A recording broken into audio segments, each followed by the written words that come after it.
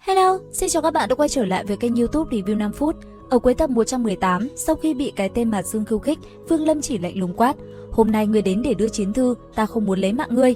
Nghe vậy, tên kia liền đáp: "Ngươi chỉ là anh biến hậu kỳ viên mãn, chắc chắn ngươi không có khả năng tiếp được một kiếm này của ta." Không nói nhiều lời, hắn vung tay phải lên, nhất thời trường kiếm trong tay như tia chớp, hóa thành hàng ngàn thanh phi kiếm vây lấy nơi này. Sau đó, hắn ta lệnh đùng vung tay, ấn khí màu tím phóng ra hóa khổng lồ, như liên kết hàng ngàn phi kiếm lại với nhau, phóng về phía Vương Lâm. Đối diện với hàng ngàn phi kiếm nhắm tới, Vương Lâm thân hình vẫn yên lặng tại chỗ, còn Mạc Lệ Hải, lão thì đứng ngoài chăm chú quan sát. Ngay khi kiếm khí đến sát người, Vương Lâm thân hình mới khẽ động, từng con rồng màu trắng tượng trưng cho sát lục tiên quyết phóng ra. Chớp mắt sau, chỉ thấy toàn thân tên kia run lẩy bẩy, trên miệng thủ huyết, phi kiếm đã bị Vương Lâm thu lấy, trận chiến diễn ra chóng vánh. Làm xong, Vương Lâm chỉ lạnh lùng nói: "Đi đi, ta với các ngươi không thù không oán, tại vùng đất yêu linh này, ta không muốn có thêm kẻ địch."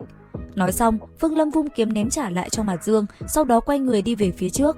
Nghe vậy, Mạt Dương hít sâu, tiếp nhận cự kiếm rồi bay thẳng lên giữa không trung, nhanh chóng rời khỏi Mạc phủ. Ra ngoài Mạc phủ nghìn trượng, Mạt Dương lẩm bẩm nói: "Vương Lâm hôm nay sỉ nhục ta, ta chắc chắn phải hoàn trả gấp trăm lần." Dứt lời, hắn liếc mắt lạnh lùng nhìn Mạc phủ một cái, rồi xoay người nhanh chóng rời đi. Thế nhưng, ngay lúc này, từ xa bất ngờ có thứ gì bay tới. Chớp mắt, từng đạo khí màu xám tràn ra từ cự kiếm, như một con linh xà nhắm thẳng vào đầu hắn. Chỉ thấy Mạt Dương hét thảm rồi rơi xuống mặt đất.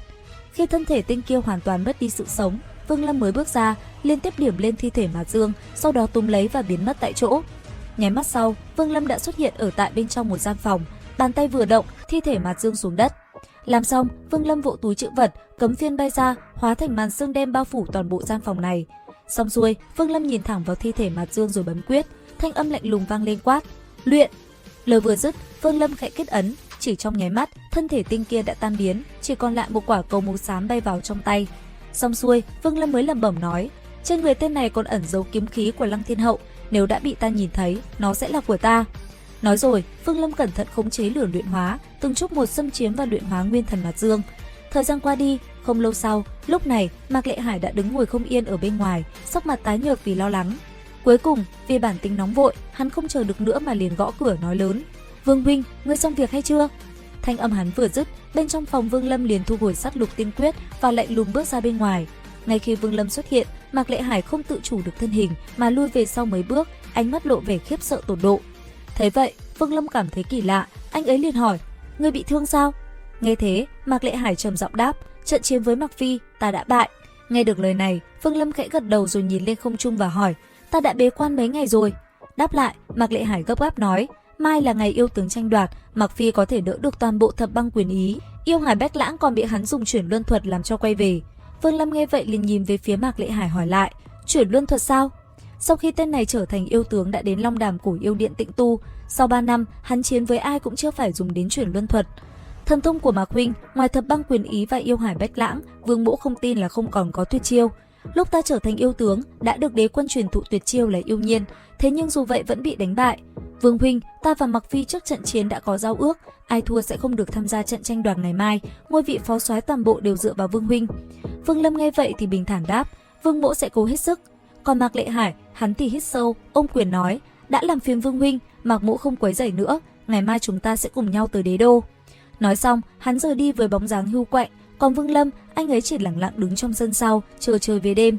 Thời gian qua đi, khi bình minh ló dạng, lúc này không khí tại Thiên Yêu Thành đã trở nên vô cùng náo nhiệt, nơi đây đã tập trung không ít người tề tựu.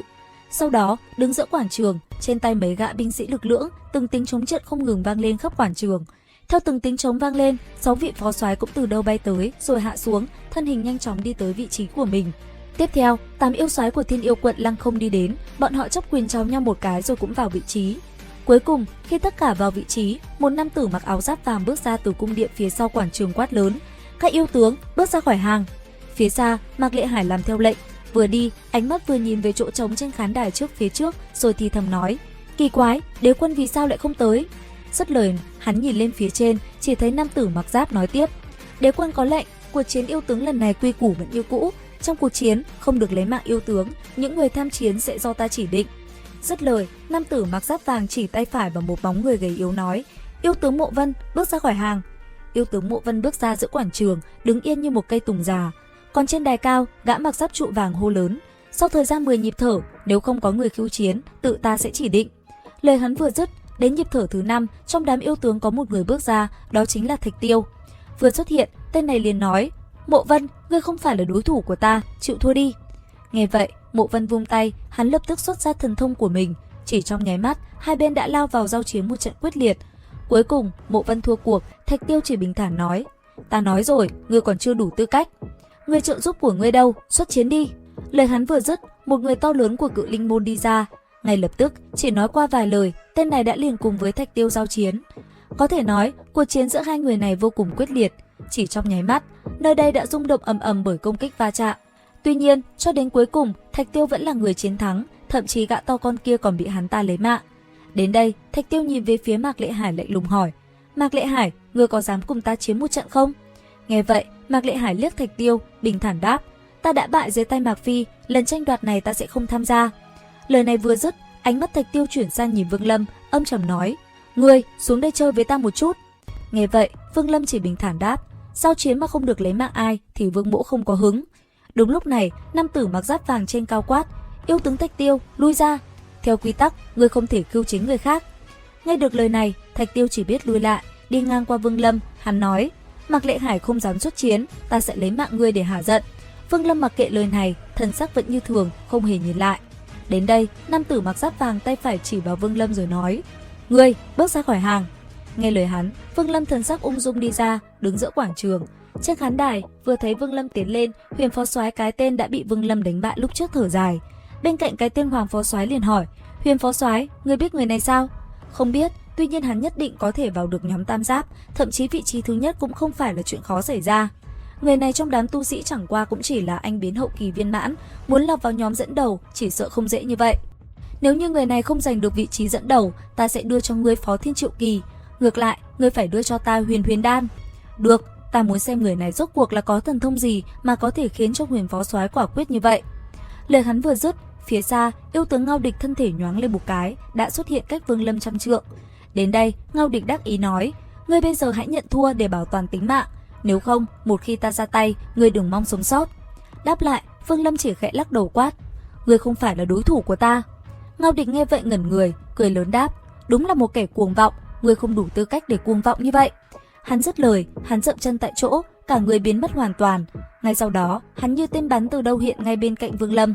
Cứ như thế, một trận chiến quyết liệt diễn ra. Giữa không trung, từng tiếng ầm ầm không ngừng nổ vang, mặt đất rung động. Giờ khắc đó, bầu trời như tối sầm, chỉ thấy từng món pháp bảo cùng công kích kinh người giữa hai bên không ngừng tung ra. Và liệu rằng tiếp theo, cuộc chiến còn gì hấp dẫn? Theo dõi kênh YouTube Review 5 phút để biết thêm chi tiết trong tập 119 các bạn nhé. Xin chào và hẹn gặp lại!